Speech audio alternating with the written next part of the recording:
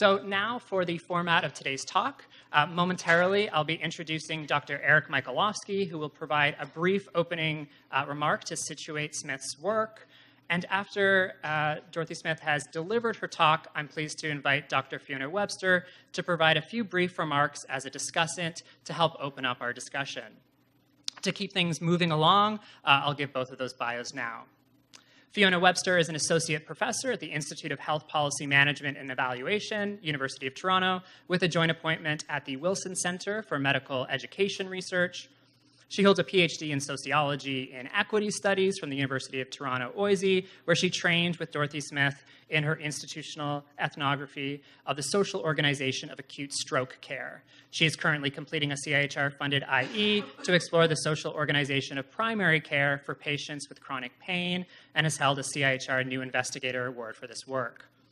After the discussant comments from Dr. Webster, we'll then open the floor up for comments and questions. I now have the pleasure of introducing Dr. Eric Michalowski, who will provide a more robust introduction to Dr. Smith.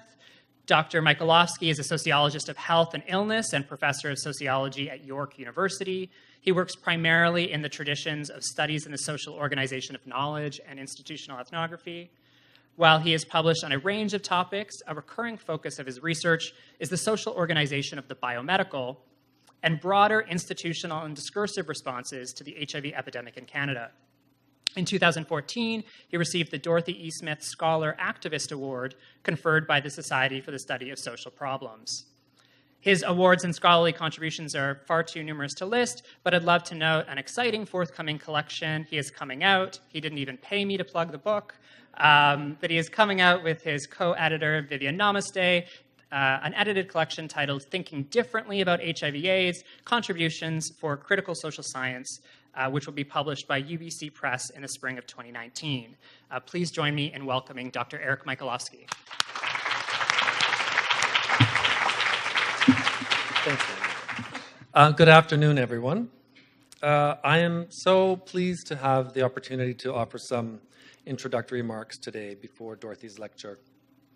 And I want to begin by recalling a passage in the novel Great Expectations, where the narrator, the adult Pip, invites readers to reflect on particular experiences that have changed the course of their lives.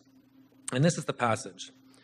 Imagine one selected day struck out of any life, and think how different its course would have been. Pause, you who read this, and think for a moment of the long chain of iron or gold, of thorns or flowers, that would never have bound you but for the formation of the first link on one memorable day. I met Dorothy Smith 26 years ago when I had a full head of hair and didn't have to change my glasses to read. After recently completing a master's degree in sociology, and I had left the academy because I couldn't understand how the approaches to sociology that I had been exposed to had any practical, political, or intellectual purchase. So instead, I started a job at an organization called AIDS Action Now's Treatment Information Exchange. And there I met George Smith, Dorothy's very close friend, former student, and research colleague. And George introduced me to Dorothy's work when he invited me to work with him on a community-based research project that would look at access to social services for people living with HIV. And the one thing that George insisted, vehemently, is that the project would be conducted as an institutional ethnography. No negotiation. I had no idea what that meant. I had no idea that institutional ethnography was an approach to sociology that Dorothy had developed. But I eagerly took up his invitation. And the day I made that decision was one momentous day that changed the course of my life. Dorothy was an expert advisor on that project, and I remember the first time meeting her with George in the cafeteria at the Ontario Institute for Studies in Education. And by that time, I had struggled through the pages of her book, Everyday World as Problematic, a Feminist Sociology, and I had begun to appreciate the extraordinary vision of an alternative sociology that she was developing. Over the course of our study, I learned from Dorothy about how to approach the interviews for our research in ways that would bracket the forms of reasoning associated with social services discourse, and instead open up possibilities for people living with HIV to speak about their day-to-day experiences of trying to secure housing, home care, and financial assistance. Georgia and I spent many hours with Dorothy thinking through the notion of work that she had developed as a way for institutional ethnographic inquiry to ground sociological research in the everyday actualities of real people and the purposeful activities they engage in day to day. She helped us to orient to our research as an investigation onto what people actually did to try to access social services, how those activities connected with the bureaucratic practices of social service agencies, and how the interface between the two was shaped by relations of class, gender, race, and sexual orientation.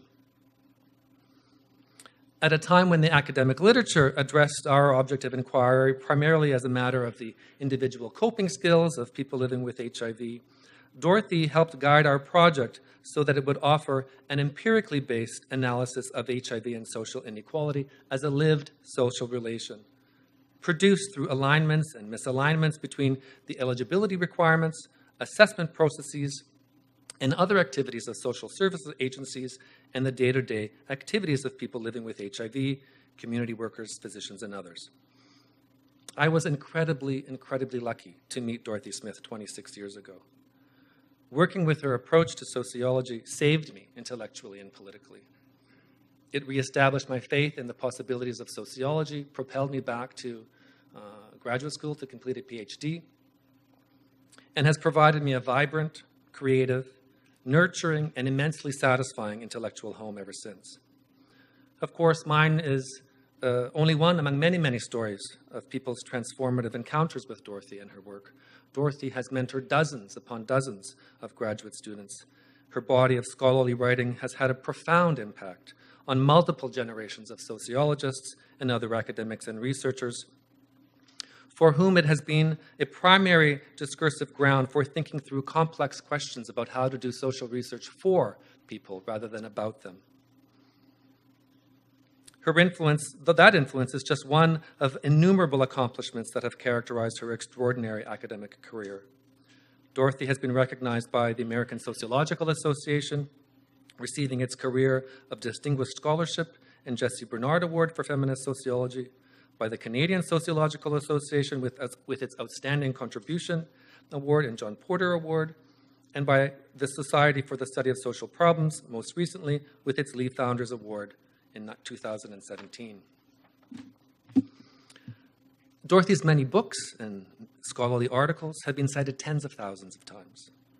Networks of institutional ethnographers have been established in Canada, Australia, Scandinavia, the United States, Taiwan, and formal divisions of institutional ethnography have been developed at the International Sociological Association and the Society for the Study of Social Problems.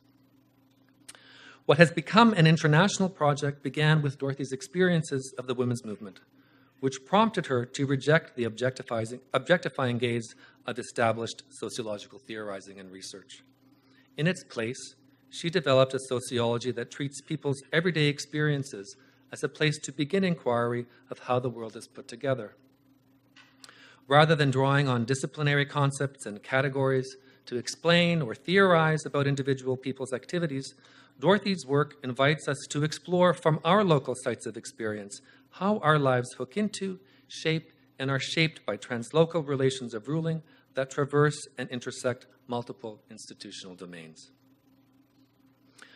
The groundbreaking contribution of Dorothy's work to feminist sociology is well known, and while feminism remains central to her work, in recent years, Dorothy has come to articulate institutional ethnography as a sociology for people. A recent scan of institutional ethnographic research identifies studies being carried out in over 16 countries, exploring ruling practices at multiple empirical sites, including healthcare, social services, higher education, international migration, and economic policy, by scholars working in sociology, nursing, the health sciences, social work, and education, amongst other disciplinary and interdisciplinary contexts. In the area of health, which I imagine is of particular interest to the audience, institutional ethnography has been used in studies exploring the managerial transformation of nursing work, the organization of the health work of people living with chronic illness, the delivery of medical assessment in immigration proceedings, the technological governance of paramedics' work, and the disconnect between patients' experiences of chronic pain and chronic pain policy, amongst many, many, many other topics. Institutional ethnography, particularly as expressed by George Smith as political activist ethnography, has been central to generations of AIDS activists and HIV researchers working on HIV criminalization, the critique of epidemiology and HIV prevention, and other topics. Institutional ethnography's careful balance between grounding inquiry in people's experiences, while at the same time turning attention to ruling relations rather than studying their individual experiences, has resonated strongly with activist scholars working on HIV, given how people living with HIV have grown tired of well-meaning researchers who prod and poke them and treat them as curiosities to be studied. Over the years, institutional ethnography has very much become a collaborative project to which multiple scholars and researchers contribute. And yet, we owe an immense collective debt to the critical and intellectual vision and leadership of Dorothy E Smith. Dorothy has produced, and very much continues to produce, a body of scholarly work that is transforming what sociology can be and what it can accomplish. Her published work is counted among the most significant contributions to sociology produced in the 20th and 21st centuries. Dorothy Smith is a global rock star of sociology. And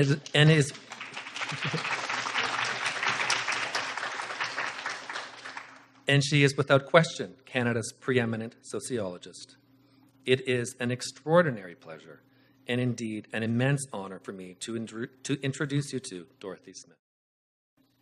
For a while, and I'll see how long I can make it standing. But I like to be able to see the people at the back as well as those of you sitting closer. So I'll tell you something that, is not something that I plan to say, but it's actually kind of a bit difficult, kind of sitting and listening to these accounts that construct you in this sort of extraordinary way, and I feel absolutely normal. So I'm going to try and speak normally to you, I have some notes and I have some pictures, text that Dan's going to make visible when I give him a thumbs up. It's not really a PowerPoint, but it's just some text that I thought would help to make some things visible, and some that I just like to show. So we'll see them as we go along.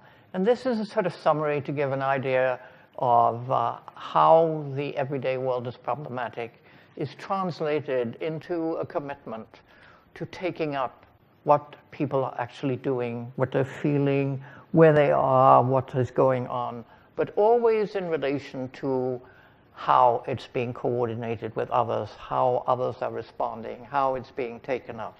So you never are isolating the individual or an individual's activities and actions. You're always discovering from them, like, how they are involved in putting things together, what they're experiencing, and so on. And in beginning to say more about institutional ethnography as it has developed, I'm going to talk about the women's movement of the 70s and 80s, because I think today there have been transformations that have come about as a result of this movement. Not that there are not major and significant problems for women, but that the kinds of problems that we were confronting, and most of you here will not have had experience of, you will remember. I'm pointing to someone here in the front who is, can I say that you're in your 80s? Yeah.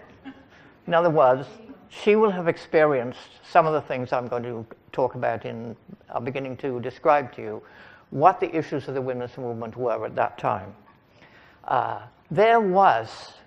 It is hard to remember the degree to which women were excluded from almost any form of public discourse, that it was completely dominated by male.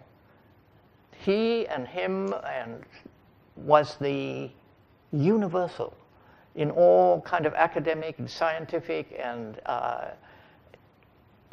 in the kind of political regions, in culture. Women poets marginally existed. Artists were scarcely recognized. This was a kind of world. This is where the notion of ruling relations originated. It originated as we began, as women, to become aware of the extent to which there was this ruling world that stood over against us, in which we had no part. There was, of course, a women's literature. There were women's magazines, although they were all run by men. But nonetheless, this was a central problem for us. It was a central problem. And one of the things I want to say is, I want to tell you something about what it was like.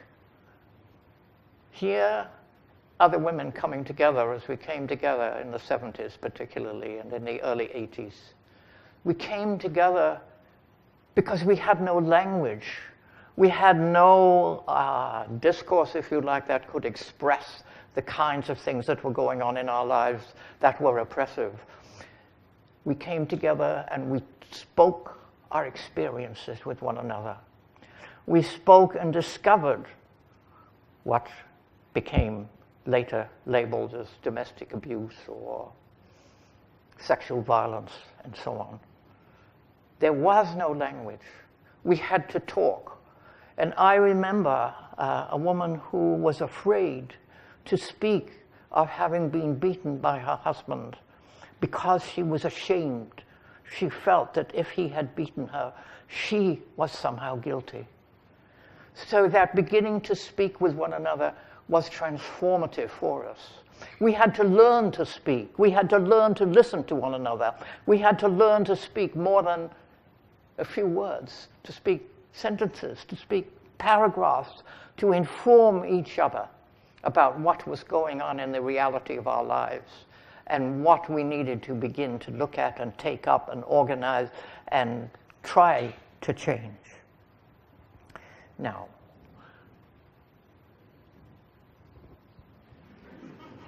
this is where we began. We began in our own bodies. I remember the contrast in my life between that time I was working at the University of British Columbia, and I had my two kids at home. Luckily they were sort of, I think 10 and 12 about, well, I forget the exact ages because, of course, it was a whole period of time. And, my life at home, I had this rule: you come home, you never sit down. You've got to prepare the supper, you've got to, et cetera, et cetera, et cetera. You've got to get the kids, get everything organized, and get them to bed so that they can, and then, and so on and so on, all of those things that you do as, mother and so on. That work that was such an extraordinary different world from the world that entered the world of, on paper, as it were, as it was at that time. It was not electronic. At the University of British Columbia, where you entered into the classroom, and the language that you used was a language that transported you from any recognition of what was going on locally, what was happening to people. And it's that kind of break in consciousness that was very striking to me as a woman, because in these talks with other women, in discovering where we were, we had to locate ourselves in our body, in our bodily existence, in what we were doing in our lives, the way we lived. And this became a kind of central transformation, at least for me, in the consciousness. I remember there was this slow process of kind of rethinking the whole way in which I'd sort of learned to sort of be in the world as an academic, as a sociologist, and to feel a different kind of being transforming me. Sometimes I've thought of it was a little bit like living birth, except it sort of took a long period of time, over about 3 or 4 years of change. And in this period also, I was engaged in active work with a woman called Jean Errington, who was doing work in the BC interior, helping to organize women in the small communities, mostly in single industry towns.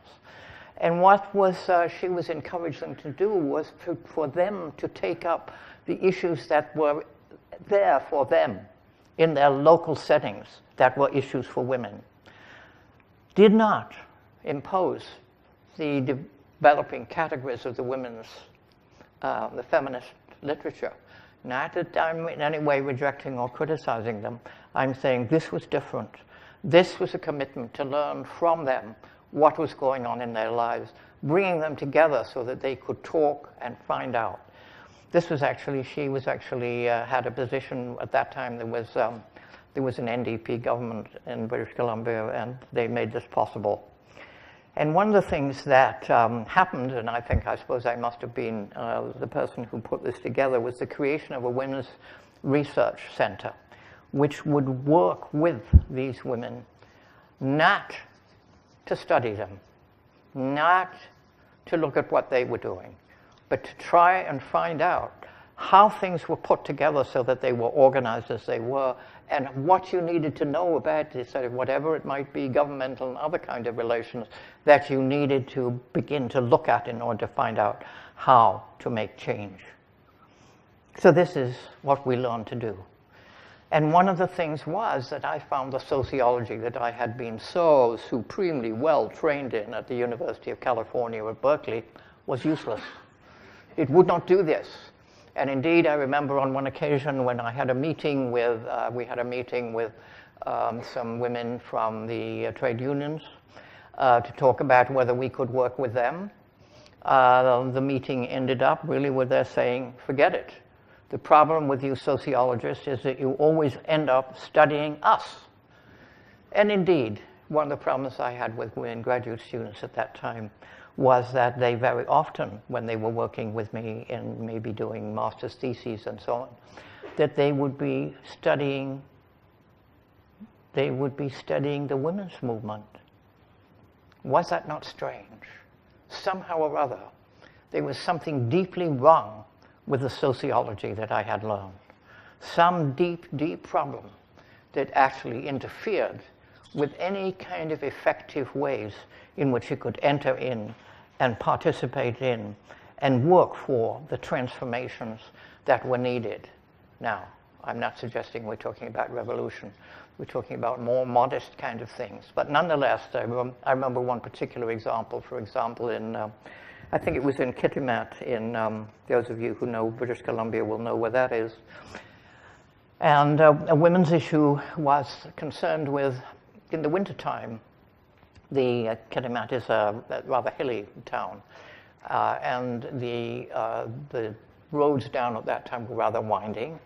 And when the snow had been, been cleared off the roads, there were like sort of walls of snow on either side. If you are coming down the hill with your kid in a carriage or whatever it might be, it was dangerous on the roads because there was no sidewalk. There was nowhere that it was reserved just for the pedestrian. And if you had to go and do your shopping, you were running a risk. That was an issue that they wanted to take up. And indeed, they did take up. I don't know exactly whether they... And we tried to work with them in beginning to learn something about like how this was, not just how this was put together, but like what would be the local government, the provincial government, et cetera, et cetera, et cetera. This was the kind of work that we did. Don't ask me for the details of what we found because I don't remember them. But I do remember this distinctive way in which we were working. And that in those days, too, it was actually possible to bring people together, as this Jean Errington did, to meet in different parts, from different parts of the northern BC, British Columbia area, to come together and begin to talk about making changes. And I think they were extraordinarily successful. So this idea that you can actually begin where we are in our bodily existence is something that then I have thought with working with others, and and Eric and Dan have both sort of given some idea of the amount of work that is going on now that goes way beyond what I can encompass in my knowledge. Although actually Dan did ask me to suggest that one of the things I might do was a review of the sort of current stage of. I can't do that. I can't read it all. I don't have the expertise. I don't have the knowledge of regions of public health and so on that those who are working in the area do have. So I'm not going to attempt to do that. But it is important, I think, to sense this kind of anchorage in actual people, where we are in our bodies, in the everyday of what is happening to people in their actual lives. And this is what I want to emphasize in what I'm in talking with you today. Because it's very easy to lose sight of it, I think. It's easy to go back into the use of the kind of abstractions that are pretty standard in sociology, like the kind of notions like social structure, and say, what are you talking about when you're talking about social structure? It's not like, you can actually point to, this is a table, this is a walking stick, this is a notebook, or whatever. You can't do that with social structure. You can't find it. You don't know, in some sense, this is this way in which sociology, as it's ordinarily practiced, has full of these nominals that actually have no specific reference. That they sort of seem to do their work because they come to encompass, and they seem to sort of open up, and they enable you to deal with the problems that are the real kind of problems of the world, and yet that never are spoken in terms of what's happening to people, what's going on with people, how people are participating in them, and how they're bringing them into being. And this is what, if you like, I'm not sure where I am in this sequence now. When did you bop the next one, and we'll see, because I'm actually sort of just making this up as I go along. Oh yes, here we are. An ontology, like. I decided at some point to call this an ontology because I thought I should add some sort of theoretical dignity to what I was doing, and and it's not enough to kind of say, let's start out with actual people, with where they are and what they're doing. But this is, sorry, I actually have this on my computer, so I can actually look at it if I need to, instead of guessing what's coming next. Okay. Doesn't seem to be doing its thing, so I won't. All right. So this is very important, this kind of basis. In some ways, I think, have sometimes thought, and once in a while in one of my courses have suggested that we might think of institutional ethnology, institutional ethnography, as being a kind of human social exploration analogous to what Jane Goodall was doing in Tanzania, in Gombe National Park, watching chimpanzees and trying to learn from them about all the complexities of their social life with a great deal of success.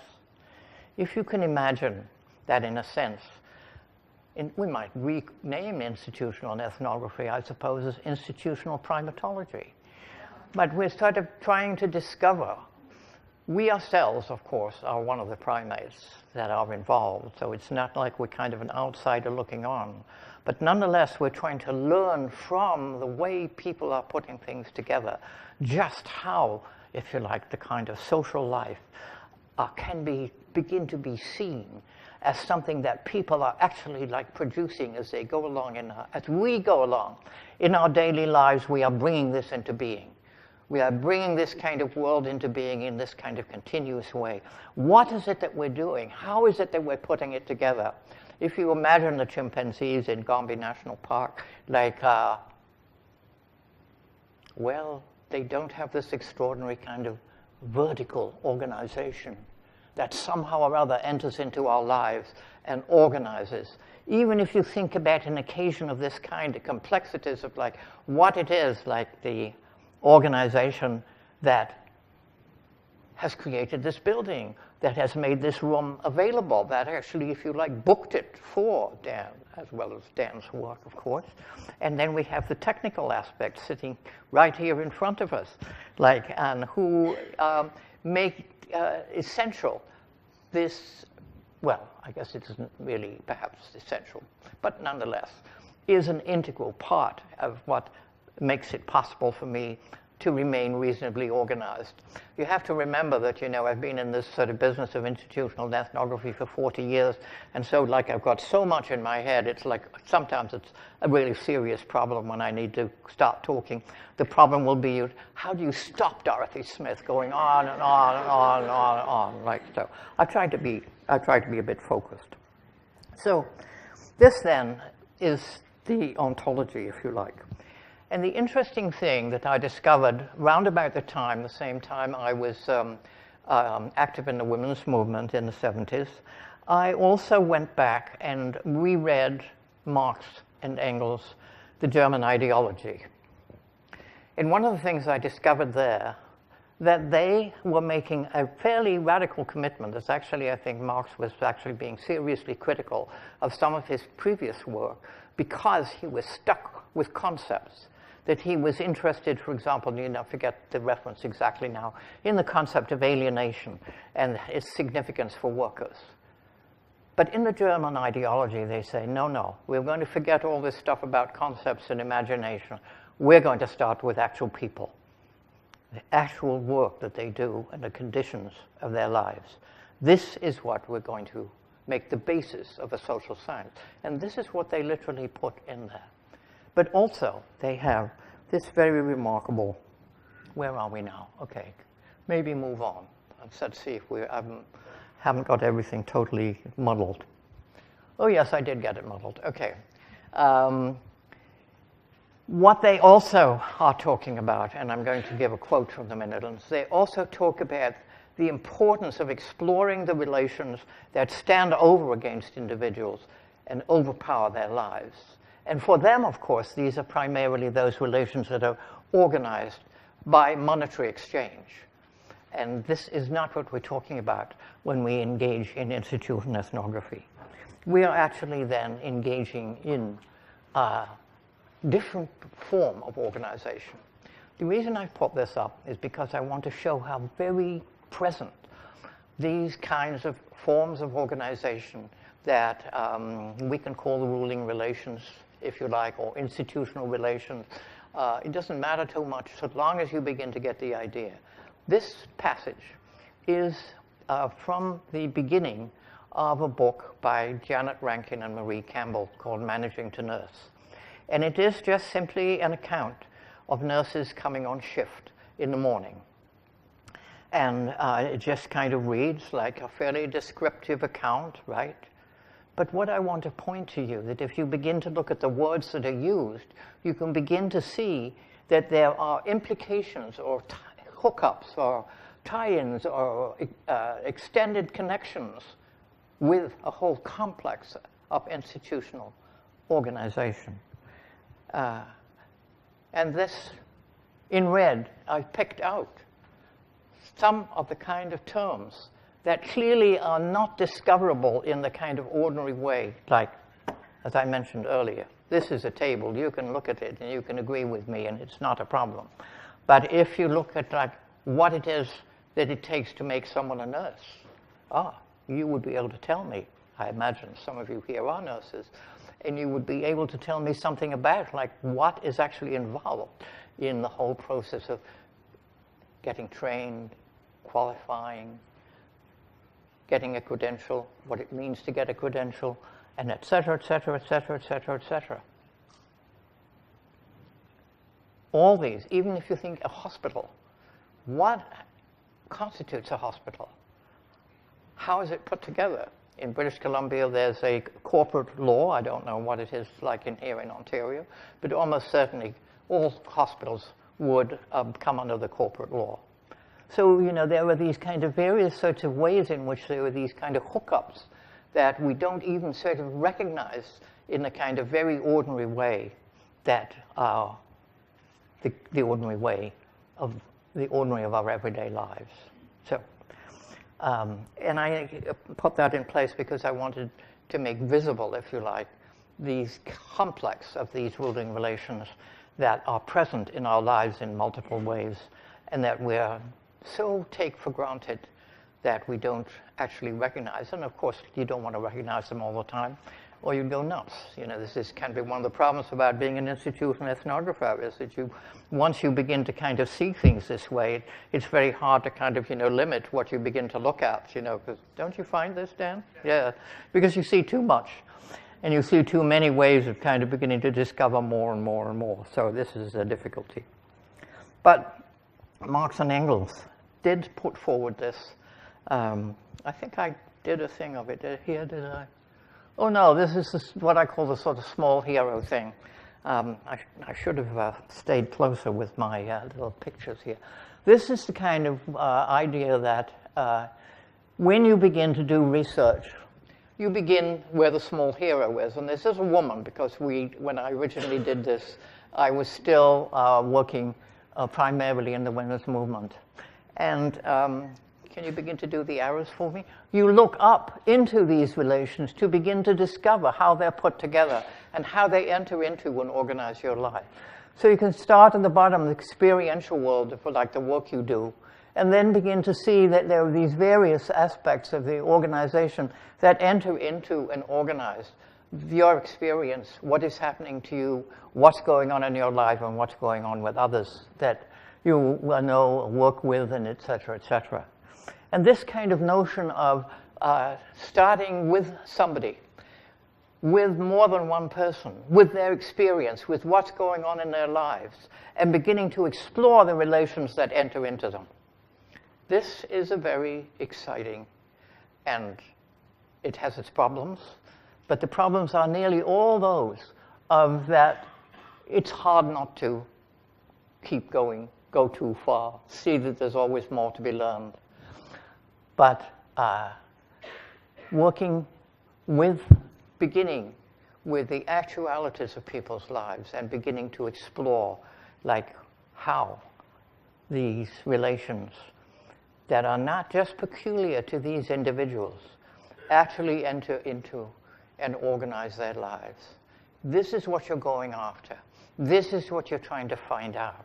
This is what you're going to discover in your research. You're going to learn more and more.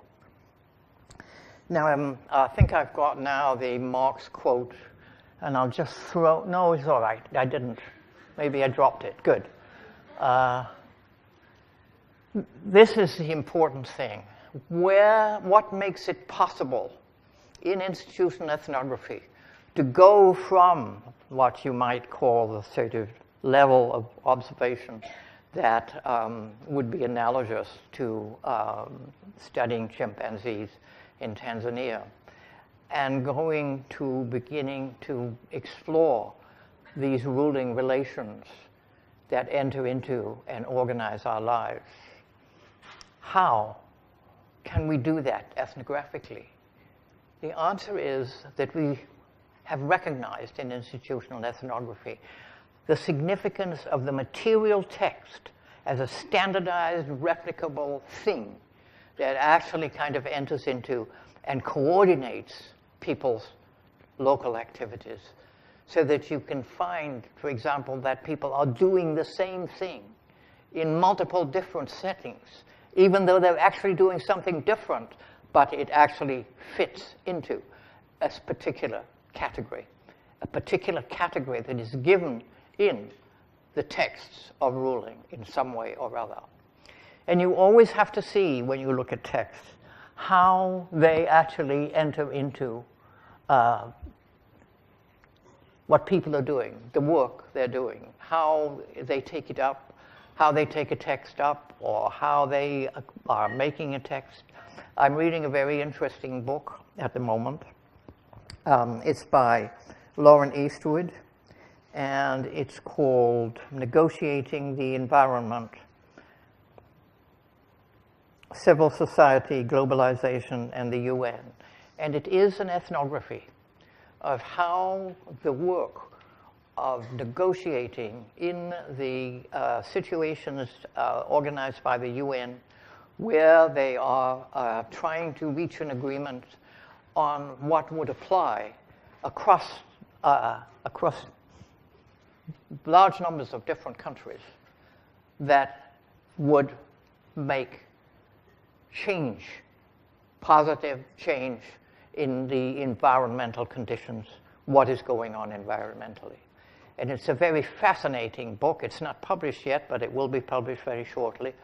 And it is exactly an example of how an ethnography, an institutional ethnography, takes up the work with texts in ways that make it visible, that otherwise would be absolutely invisible. Like she describes being on a bus, for example, and finding that while she is sitting there kind of quietly, you know, like her, but around her, people are in the aisle arguing with one another about what the terms that should be applied, what should be used, what can we agree on, et cetera, that there are many of the processes that are going on are concerned with language, are concerned with the terms, concerned with the terms that will become vested in the text that will be agreed on. This kind of process, this kind of way of making visible is what institutional ethnography relies on. I'm not saying, of course, that everyone should do exactly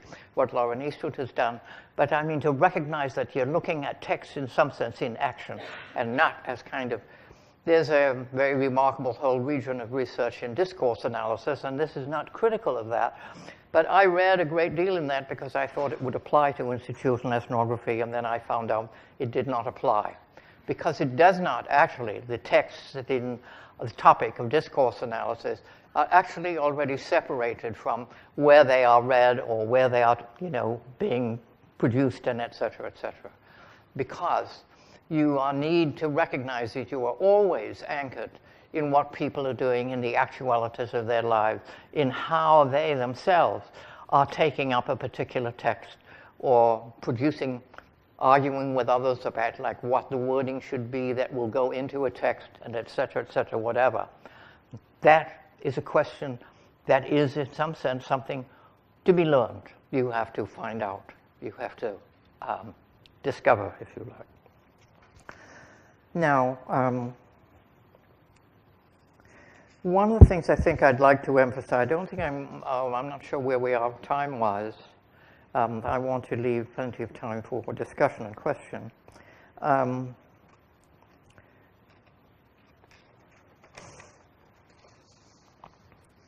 Okay, I want to give refer you to one example that I have found very important of the kind of exploration that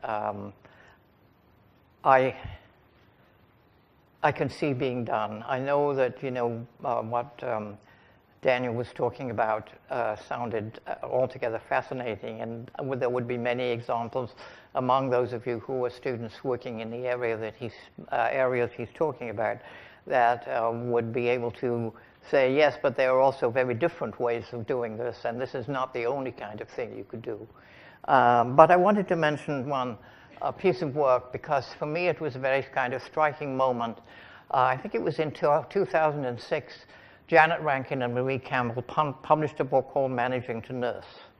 And one of the things that I found very striking about it was that they were beginning to look at how, yes, we saw in that previous little thing, the kind of, you know, the kind of professional organization, if you like, of nurses, the nurses, the training, the professional commitments, and et cetera, and the kind of practices of nursing that they had come to value and recognize as the sort of right ways, if you like, to work as a professional.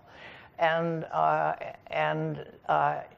in the changes that were happening at that time in British Columbia, there was a new form of managerial control that was being introduced from the top down.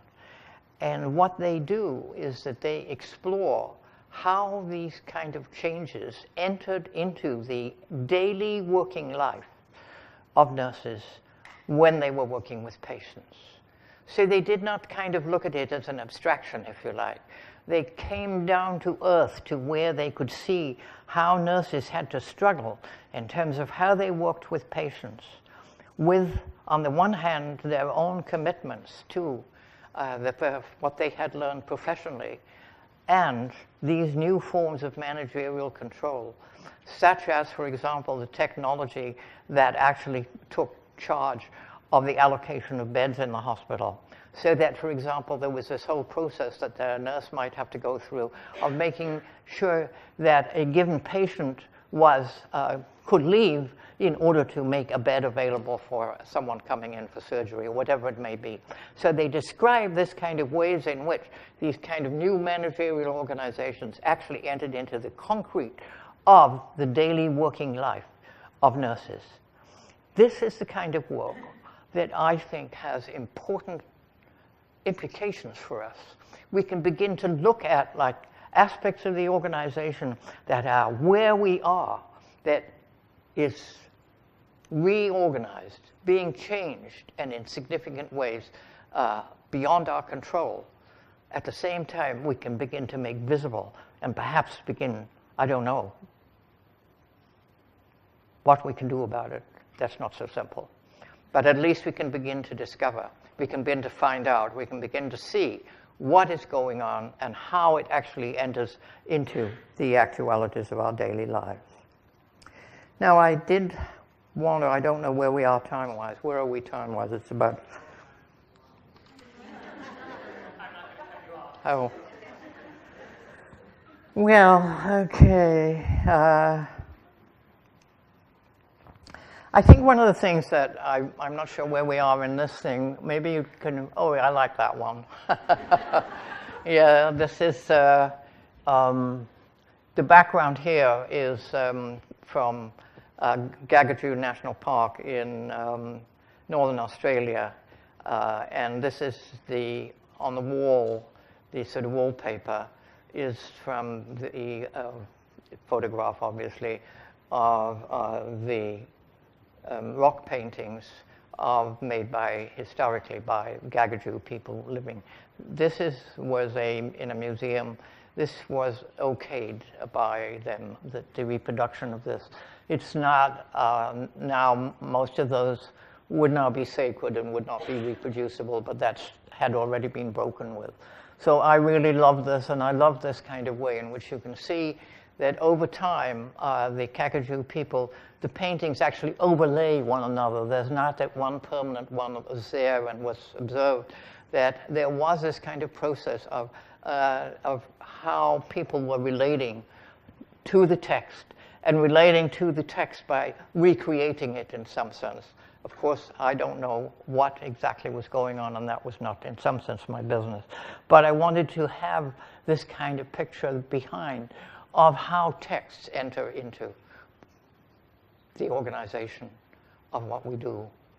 And here was a story that could be seen to have a more general implication. These are the ways in which our lives get organized. Now, of course, they are these electronic texts, and they function very differently, and I'm not sure that institutional ethnography is as yet quite up to dealing with the... Do you think we're up to dealing with electronic text? Okay. But certainly you can begin to see historically the kind of transformations that took place. Perhaps particularly an interesting one after the French Revolution, where there was a whole development of writing, copying, recording, et cetera, and in some sense you can see that what was going on was an attempt to displace the whole organization of monarchy, which is identified with individuals. And of course the problem was with the development of what the term bureaucracy actually originated in that period. The whole problem was that because of the labor of writing was such, everything took so much time to get done that in fact there was sort of some deep inefficiencies in it. But somehow or other, over the 19th century, that was transformed. And there were typists, there were et cetera, And now, of course, we have the electronic. So there are these transformations in the technology of textuality that are very significant in the reorganization of these ruling relations. And they are to be, incorporated when we begin to open up and explore. We need to begin to recognize the presence of these in how they enter into the organization of the work.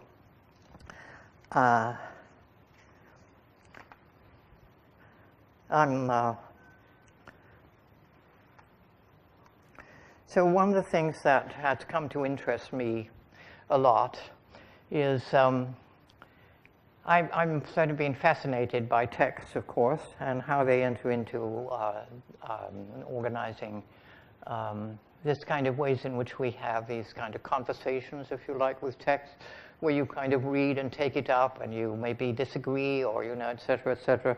The kind of shaping of your consciousness in the process of reading. But what I wanted to, what I've been developing lately, because I can't let this stuff alone, I suppose, is an interest in looking at words as practices. I ran into this problem, I suppose, because I was trying to use and learn a great deal from a lot of very serious scholarship that has been done in the study of language. I referred already to discourse analysis, which at one point I knew a great deal about. And then also I had been interested in semiotics and interested in a variety of different approaches that had seemed to me might have possibilities for institutional ethnography. But more recently I decided on something simple. Maybe what we should do is begin rather to attend to what it is that people are doing with words. And if we could begin to investigate that, we could begin to discover things that would come in, if you like, to the region of ethnography without having to add to it a lot of technical aspects which actually would shift us out of the ethnographic and into another different sphere of theory. And I have been very interested in looking at institutional language. And I don't know whether you can find the passage from Gerald, if you just kind of go through. This it is. Gerald de Montigny has done some very, very interesting work on professional language and of social work. And he has written this account of how, on an occasion when he was called to investigate an incident of child abuse, and he goes into the apartment, he finds the mother is drunk and passed out, and then he's looking at the child and what the child looks like. And what I have emphasized in red is those kind of categories that make clear that what he is actually kind of organizing his thinking in relationship is to a whole kind of complex of institutional action that actually involves other people and connects up with other people who themselves also are tied into this kind of institutional definition. He's not just looking at a child, or he's not just responding to its needs. He is looking at, my mind was focused on an institutionally defined problem of making a case. I had to establish that this was a child in need of protection. I had to compile sufficient evidence of neglect to make a case that is to justify, and so on and so on and so forth. So this, I think, is to beginning to recognize is the ways in which these categories of the institution actually kind of enter in and standardize the production of people's local action. Because, of course, in the real world, every time you do something of this kind, it's always something that is different. You're different. Different people in different settings who are, for example, making an investigation of an incident where there has been report of a child being neglected or abused. So it would be different. But nonetheless, you can begin to see the ways in which the institutional order, in some sense, imposes a kind of standardized framework. I'm not sure what the best way to kind of call it, but you can see what I'm talking about. There it is. Now, I had another diagram which didn't reproduce in this visual one. And I wanted to talk very briefly about this because I wanted to talk about some of the kind of uses of this kind of work for making change. I can have two examples if I can get to both, but I'm going to talk about Ellen Pence's first. Ellen Pence, who died about 3 years ago, was extraordinarily important in the transformations of how women experience how they are treated when their partners are charged with domestic abuse. And she had examined, she worked with me in her early days, moved on to begin to investigate just what the processes were, just what the judicial processes that began with the police going to on their patrol, how they would write up as a case, what happened then to the case that as it was written, if it became the basis of a charge, where it went then to the city attorney, and so on and so on and so on. And one of the things that she brought to light was how this whole process meant that what was happening to the woman who had been abused was completely invisible, like disappeared, like didn't have any recognition within this kind of process. And so she designed a whole way of people within this institutional process could begin to look at it themselves. Say that, let's say, first of all, there is the police. The police could look at. They could begin to examine, and this was something that was supported by, I think it's the U.S. Justice, I forget now what his name is, but it is, it represents the kind of legal profession in the United States, and they were very supportive of these kind of processes. And she worked with the people who were doing the work to get them to begin to explore what the kind of problems were in the normal ways in which they went about, the ways that were fully recognized and accepted. What were the problems? For example, making a charge against someone that went through this whole process, and because this man was found guilty,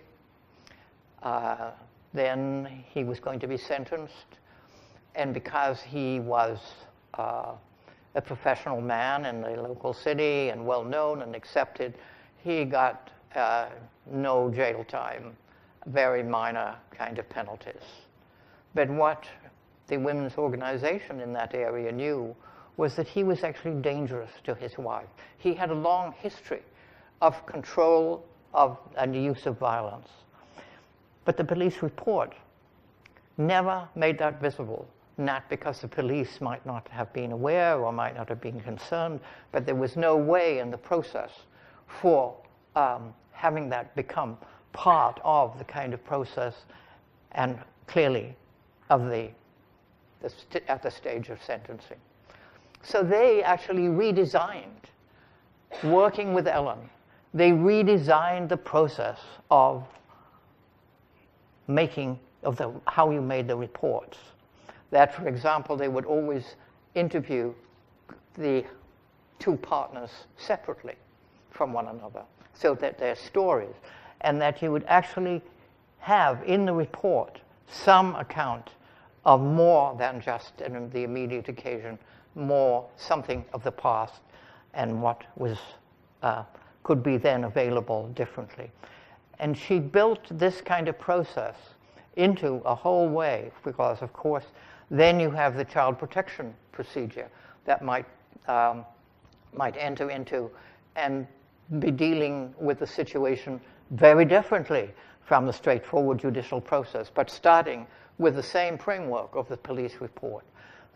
But they would have a different language, a different institutional language, a different way of putting things together, a different way of organizing them, and also one that did not take into account what might be actually going on in the women's lives. So this kind of approach to change was something that was extraordinarily effective and has been very wide. It's still available. There's an organization called Praxis International, which actually still works with the kind of approaches that she developed, and it's quite remarkable what she did. But I also have read recently and also heard after the International Sociological Association meetings, which were here in Toronto, and there was a presentation that was set up for institutional ethnographers on the day after. And this was a report. There was a work done on the Six Nations reserves by Julia Bombery, Susan Turner, and Amy Werner. Susan Turner is a colleague of mine, and Julia and Werner and Amy are both members of the Six Nations Reserve. I'm afraid I'm not good at pronouncing the name of the group that they're members of, but they undertook to do research for the Ministry of Community and Correctional Services, and they actually then investigated how the police on the reserve went about doing the work of responding to complaints of sexual violence. And they found all kinds of problems that meant that the police were functioning fundamentally inadequately in relation to how they could respond. And they used as institutional ethnography. They looked at the institutional language. They looked at the kind of categories, and they looked at the actual work that the police were doing. And they worked with the police in actually so that the police themselves could learn about the work that they were doing and how it went on. And they then were able to make recommendations to the ministry. And wow, the ministry made changes, like significant changes in response to this, which I think this is a very unusual and sort of magical story to tell for institutional ethnography. But it was very striking. It's very amazing to read this piece of work because it brings out very clearly the kind of problems of the disjuncture between the traditional culture of the people of the reserve and the imposition on them of these forms of organization, the categories of the institutional language, and how they organize, like what the work of the police must be, that hook in to the system that is outside the reserve and operates in Ontario. So these kinds of things, I think, are worth kind of recognizing. I'm sure there are other stories. I like to hear that there are possibilities of actually bringing change, because too often, in my experience, we learn a lot about how things are put together, but making change is another matter. So be optimistic. Thank you.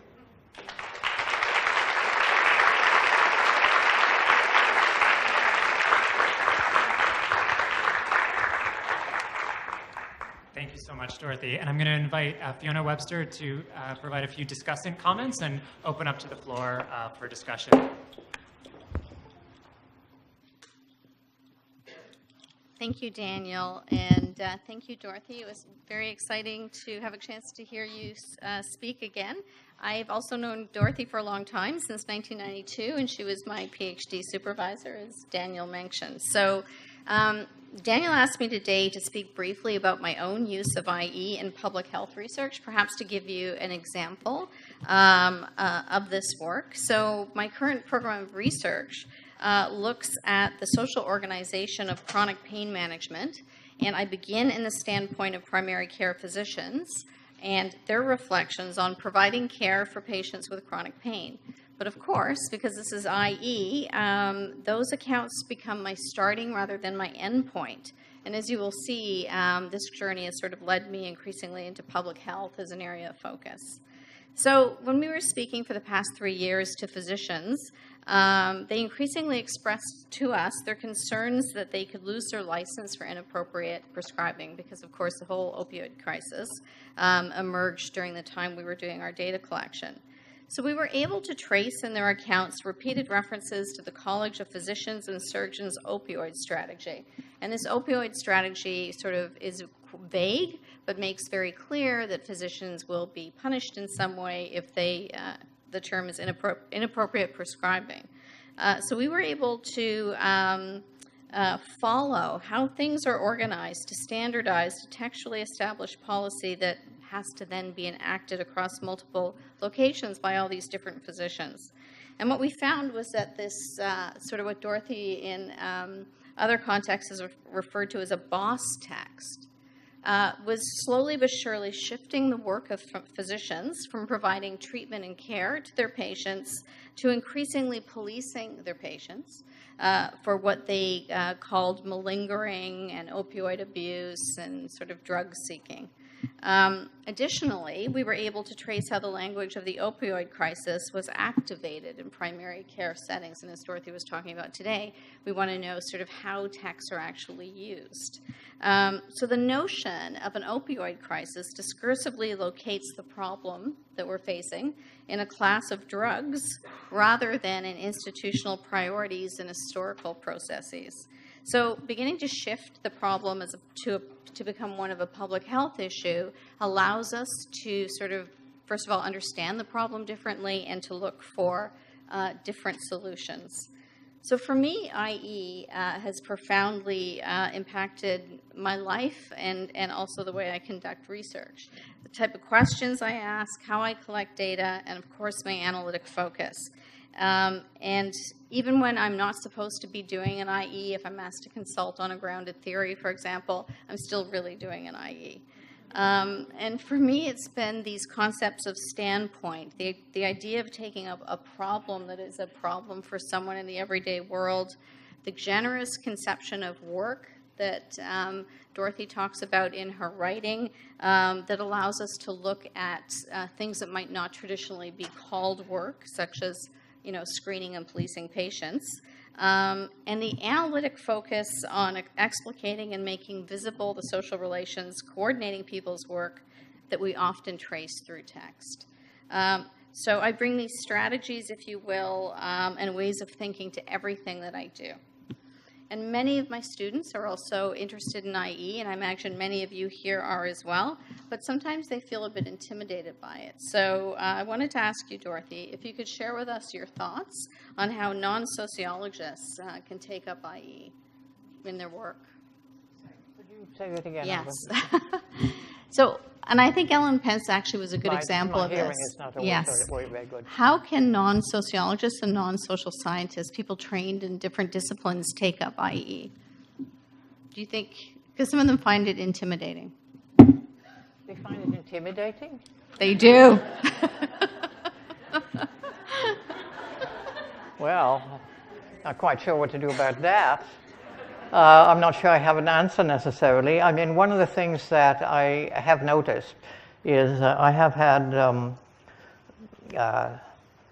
students who have gone into public service in various ways after doing their degrees, or in one case, having written a whole dissertation and decided not to pursue it for some reason that is unclear to me, but she has a very good position in the public service in British Columbia.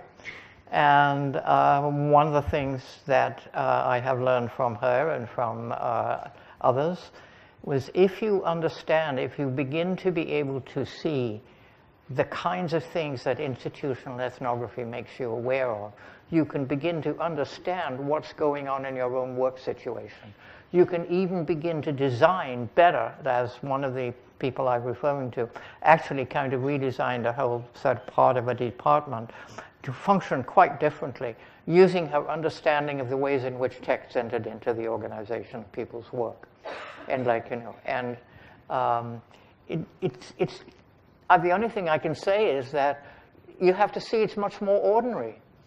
That it's not kind of sparkling theoretically. You can look around and begin to become aware of like what is going on and how it's put together.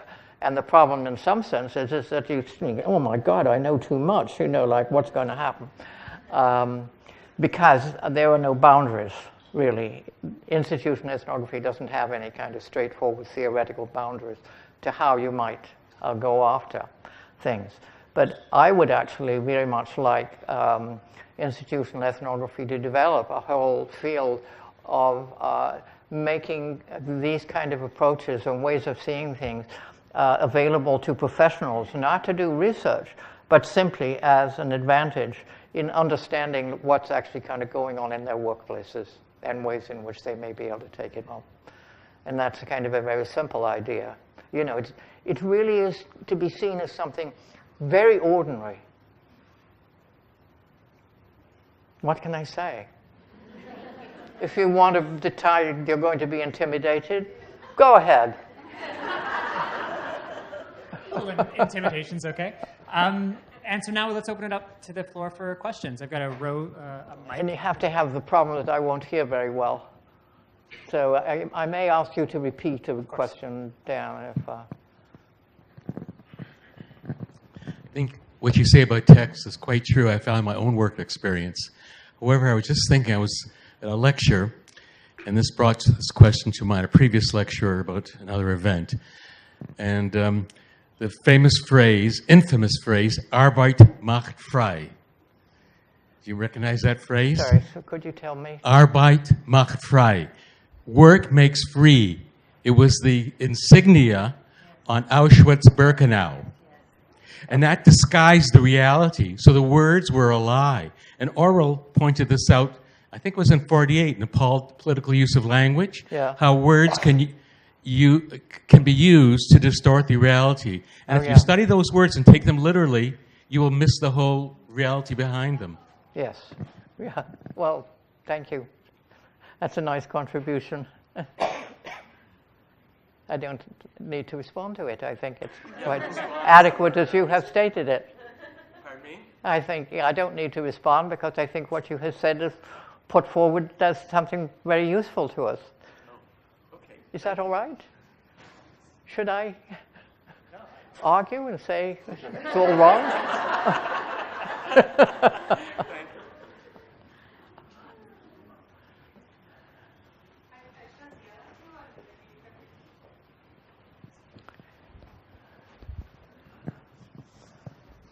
Thank you so much for your time tonight.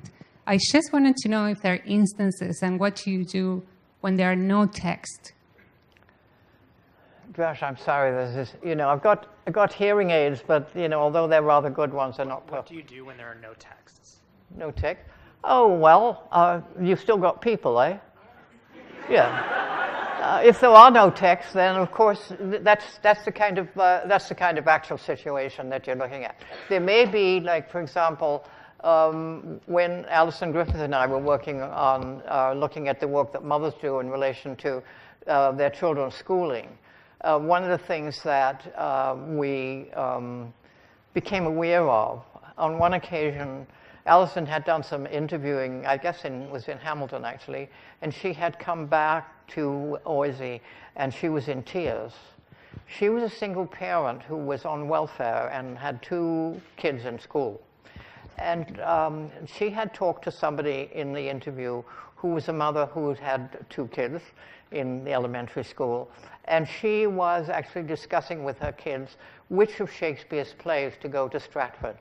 And Alison felt acutely guilty because she had absolutely no possibility of taking her kids to Stratford or, So, why did she feel guilty? This became a problem for us.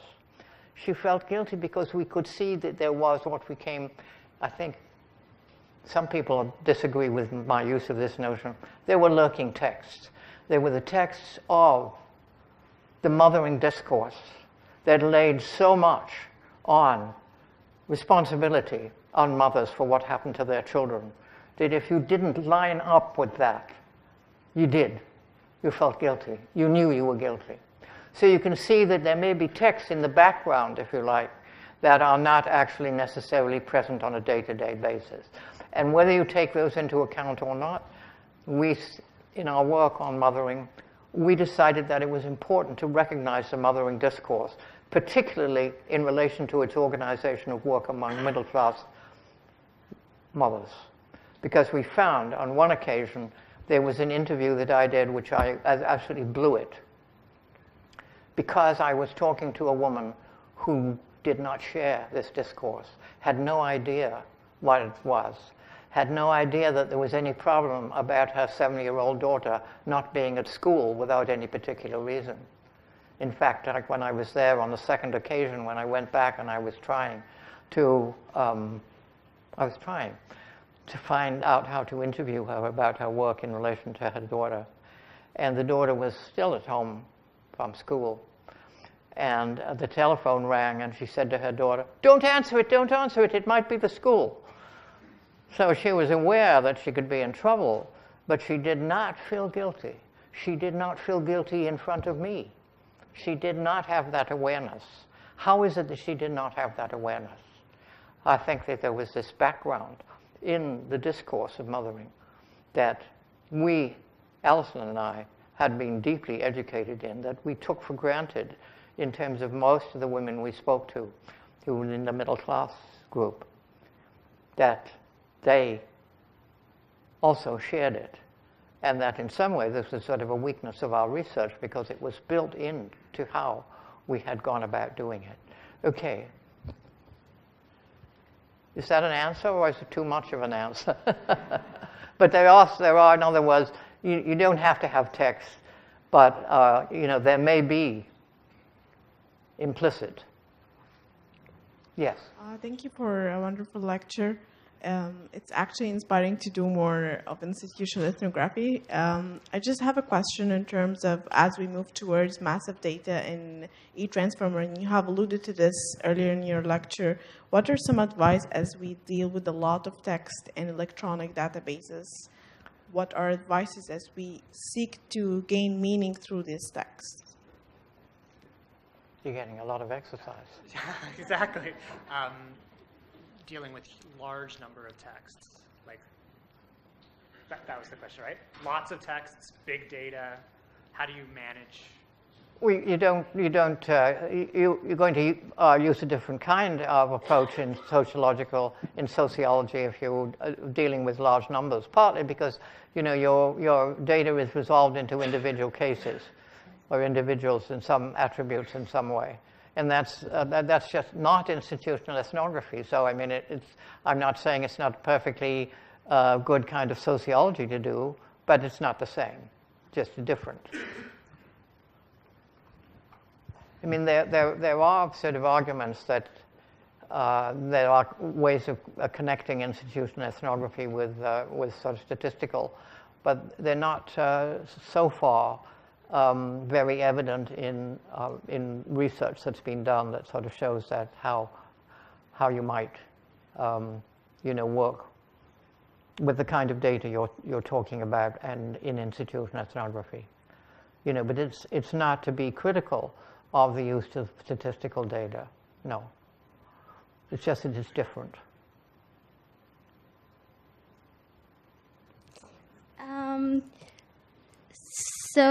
So I am very focused on advocacy, as many of my colleagues, and I am just wondering, how can we use institutional ethnography to best advocate for vulnerable populations?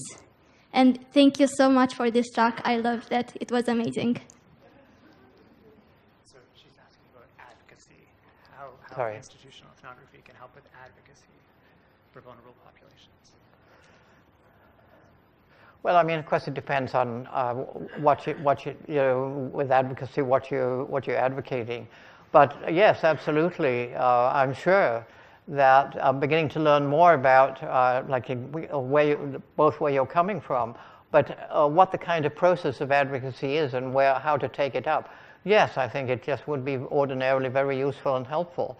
What the texts are and how it's all organized and how it's put together. I would imagine it would be very useful. I can't give you any specific examples, but I would say, yes, it should be, because you're actually finding out something about, if you're doing the work of advocacy, like you're engaged with a kind of institutional process of some kind. How is it put together? How can you be effective as an advocate in this particular kind of complex of organization, of social organization?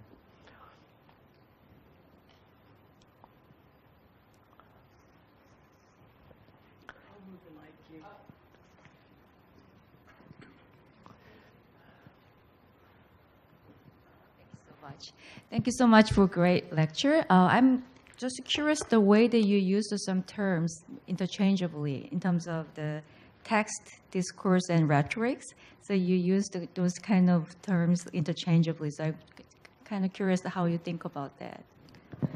So text, discourse, rhetoric. She said you use them interchangeably. How are they distinct? No, I don't use them interchangeably. With text, I mean to draw attention to a material mode in which a message is transmitted, a thing, or an event. I mean, on your computer screen or wherever it may be.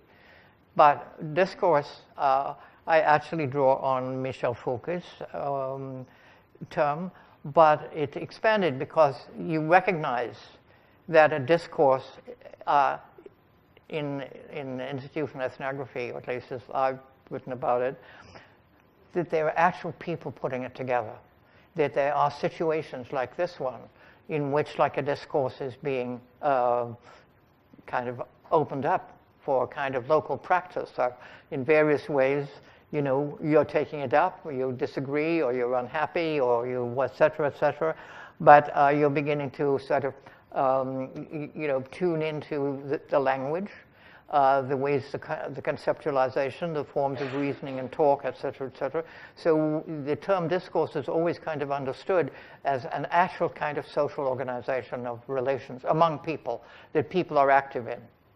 So it's a question, for any given discourse, what actually is, how it is actually put together. Is that clear? Yeah. Thank you so much for the powerful lecture. So as an upcoming IE researcher, one of the things that I'm struggling with is, particularly when you're working with vulnerable populations, you indicated that from an IE standpoint, you start from the experiences or the standpoints of your population. But then I'm also been struggling with how do you kind of block yourself from the concepts, because you want to start from the experiences, but you're also surrounded by different concepts, like the concept of race, class, gender. So how then do you take off without really being in a messy situation with the different concepts that surround vulnerable populations that I'm working with, for example? Concepts like race, class, and gender, working with vulnerable populations, how do you deal with those? Well, I think that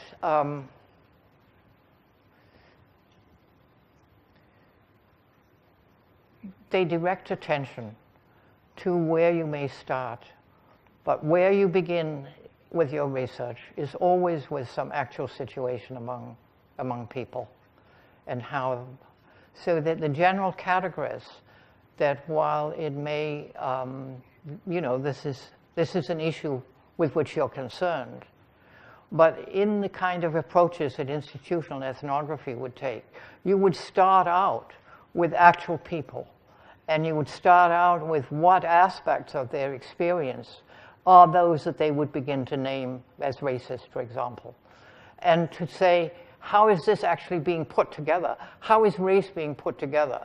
Like with this example, for example, in Alberta, I think it was, where a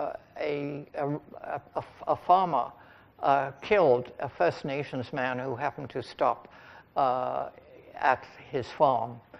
And although, you know, in a straightforward way, clearly he should, I think, have been, there's, you know, the serious problem with the court process and et cetera, is one that has to be taken up. But there does seem to me to be another kind of problem, which is what is the kind of organization of relations that, that led him to see this young man as dangerous to him? You know, so beginning to explore the kind of ways in which these relations are put together concretely, so that you can actually begin to say, this can be changed, and we can begin to see how to change it.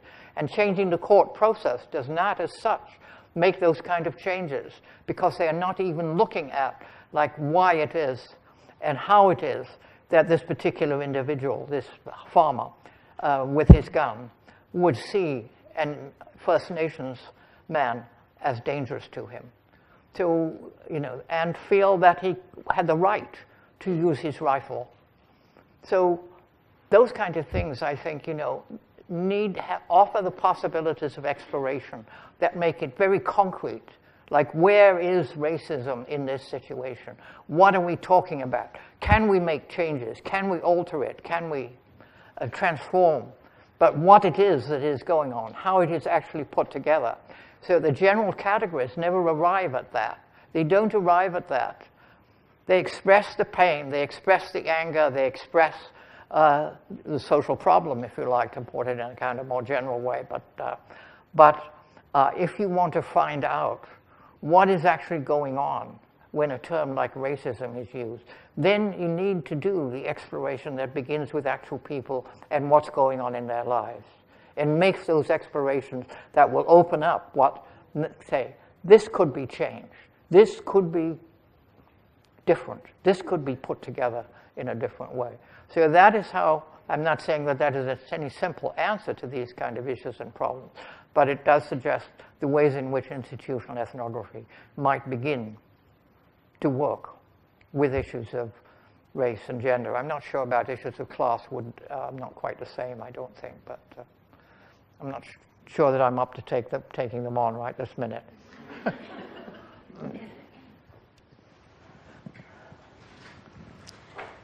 Hello, thank you very much for your lecture and your time.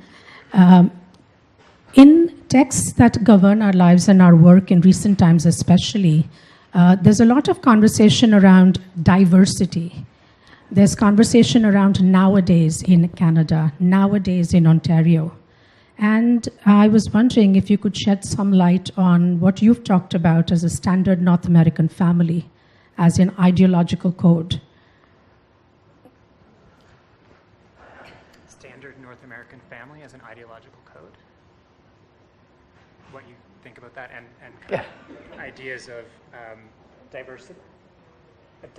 The discourses around diversity nowadays, changing times, etc., they stand for something. Well, you know, the problem is, to some extent, is I'm not familiar with the discourses around diversity, except in a very sort of, you know, very incidental way, so I can't comment on that. I wrote the paper on the standard North American family because I found that there was in the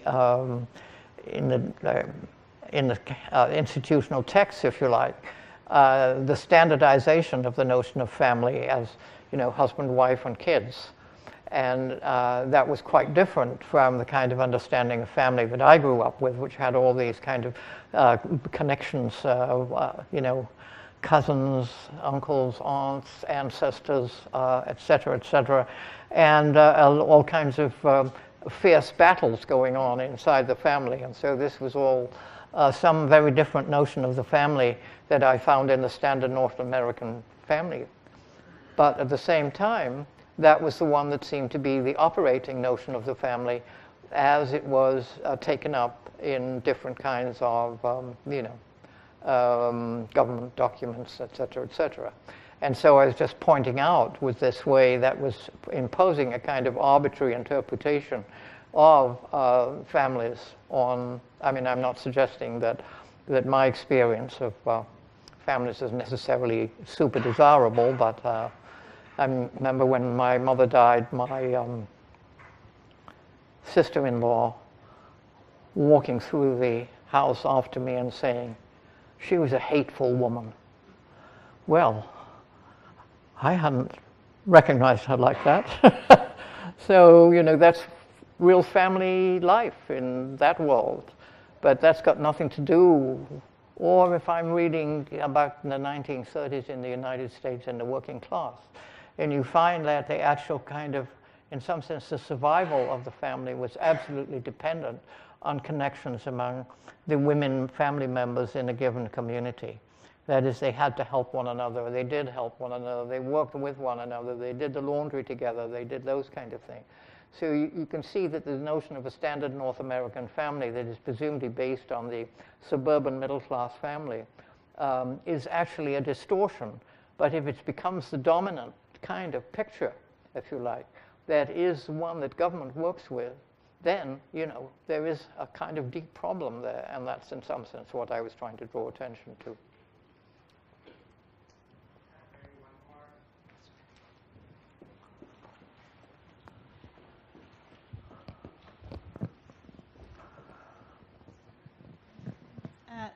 Thank you very much for this opportunity. I'll make it very quick.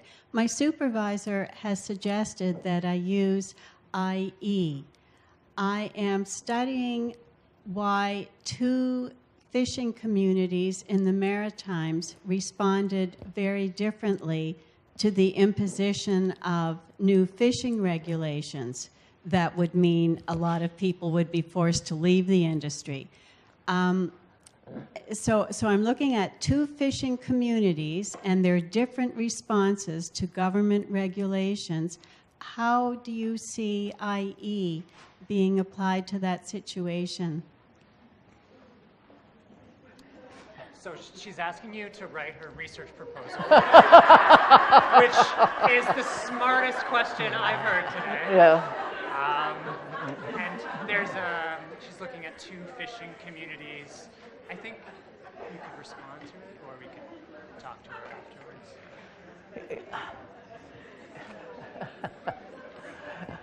Yes, well, I think that, you know, Dan has just suggested that we should probably talk afterwards, because actually one kind of sort of obvious thing to say is, yes, you kind of start out with, you know, learning something about the different communities and how they operate and what are the kind of issues for them that kind of enter into, you know, their engagement with these new regulations or whatever. But the detail of that, of course, is very different, because like how you're going to actually do the looking into a community. And I suppose now we have an anthropologist present. We maybe have somebody else that you consult and begin to think about. Because to some extent, I mean, taking on two communities is actually a big research project. So you know, it's not easy to come up with one simple, snappy answer to it. I'm afraid. Sorry.